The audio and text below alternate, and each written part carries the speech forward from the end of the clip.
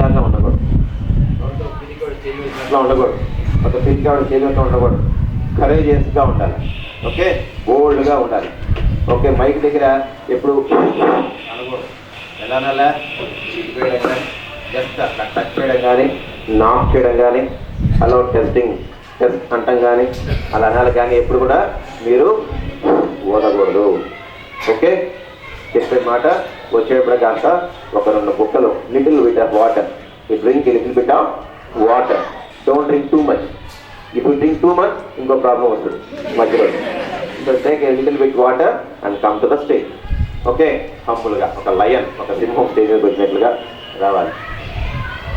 వచ్చే ముందు మీరు ఏం చేయాలి? ఆ టాపిక్ని బాగా ప్రిపేర్ అవ్వాలి, ఇంటి దగ్గర ప్రిపేర్ అవ్వాలి. Okay, number of page prepare చేసుకొని దాంట్లో ఏది మంచి పాయింట్స్ నోట్ చేసుకొని దాన్ని ప్రిపేర్ అయ్యి అద్దం ముందు నుంచొని రిహార్సల్ వేసుకొని రోజు మైక్ దగ్గర పేపర్ చదవంటారా అంటే మనం రకరకాలుగా చూస్తూ ఉన్నాం. చదివే దాంట్లో తేడా ఉంది, సెలక్షన్ ఆఫ్ న్యూస్లో తేడా ఉంది. So we are facing so many problems. Okay, మాట్లాడడం కానీ చాలా they have so many problems. అవన్నీ పోకుండా చెప్తున్నాను అనమాట మీకు. ఓకే, చక్కగా ప్రిపేర్ అయ్యారండి, అర్థం ముందు కూర్చోండి, ఒకసారి రిహార్సల్ వేసుకోండి. మనకి చక్కటి పద్యం ఏంటంటే మనకి ముందు క్రిటిసైజ్ చేసేది అర్థం. ఓకే, అర్థంలో మనం చూసుకోవచ్చు, మన నవ్వు చూసుకోవచ్చు.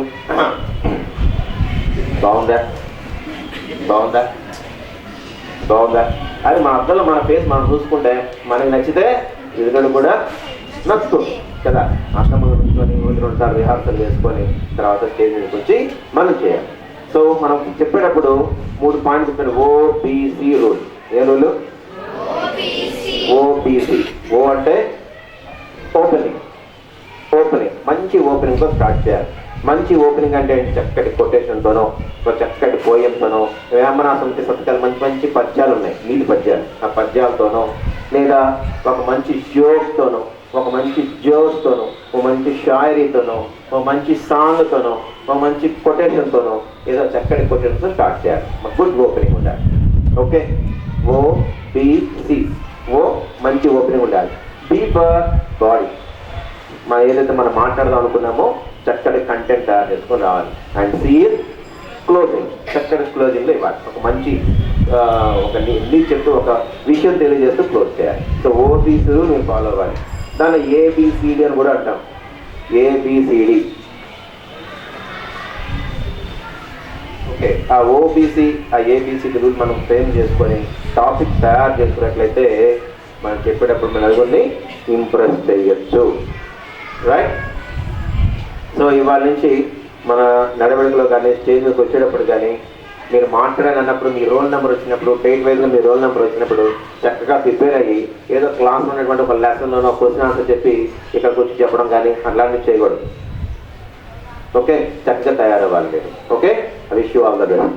సో ప్రతి దగ్గర సో వాటి మంత్రం పనిచేయదు. ముఖ్యంగా 3 చోట్ల పనిచేయదు. ఒకటి పేరెంట్స్, టీచర్. ఆ టీచర్లు సార్లు ఒకటే కదా. మన టీచర్ దగ్గరికి వచ్చారనుకోండి, అక్కడ సో వాట్ అంటే అది సంగతి తెలుసు కదా. అంతేకాని రోడ్డు మీద పోయేటప్పుడు ఎవరైనా కనబడితే అంటే వేస్తారు. నువ్వు అంటే ఏంటి? ఆడపిల్లలు ఎగతాళి చేయడమో, నవ్వడమో, సో వాట్ నాకేంటి అని చేశారనుకో 4 తిరుగుతారు. కాబట్టి సో వాట్ మంత్రం మంచిది వాడితే జయం లభిస్తుంది,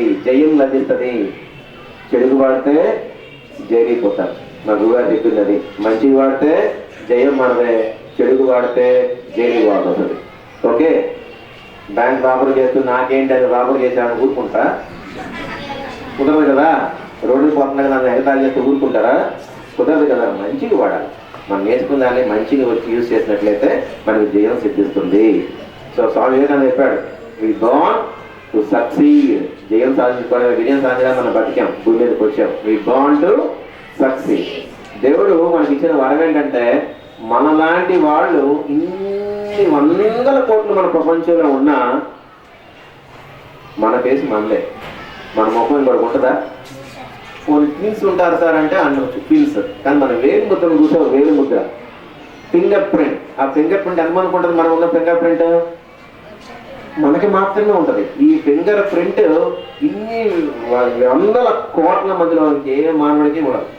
ఓకే, సో మనకు స్పెషల్గా పుట్టించాడు దేవుడు. God has given a special opportunity for us. మనకు ఉన్నటువంటి ఫింగర్ ప్రింట్స్ మనవే, మనకు ఉన్నటువంటి ఐలెట్స్ మన కన్ను గుడ్డు దగ్గర మనకి ఆధార్ కార్డు తీసేటప్పుడు టెస్ట్ చేస్తారు కదా, ఫింగర్ ప్రింట్స్ తీస్తున్నారు. అట్లాగే కన్ను లోపల చూస్తున్నారు. ఆ కన్ను లోపల వచ్చినవి కూడా ఎవరైతే ఉండవు, మన వరకే ఉంటుంది. అందుకని ఇంకోసారి ఆధార్ కార్డు తీసుకున్నప్పుడు మరోసారి మీరు టెస్ట్ చేయించుకున్నా అది ట్రేస్ అవుట్ అవుతుంది. మన ఆల్రెడీ తీసుకున్న విధానం ట్రేస్ అవుట్ అవుతుంది. అందుకని మనం చేసే 5 ఫింగర్ ప్రింట్స్ అట్లాగే కన్ను మనకుంటా జరుగుతాం. అవి ఇంకొకరికి ఉన్నాయా అంటే ఇంకొకరికి లేవు.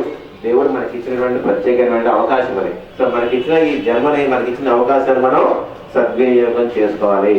రైట్, ఆ విషయం అవుతుంది. Thank you.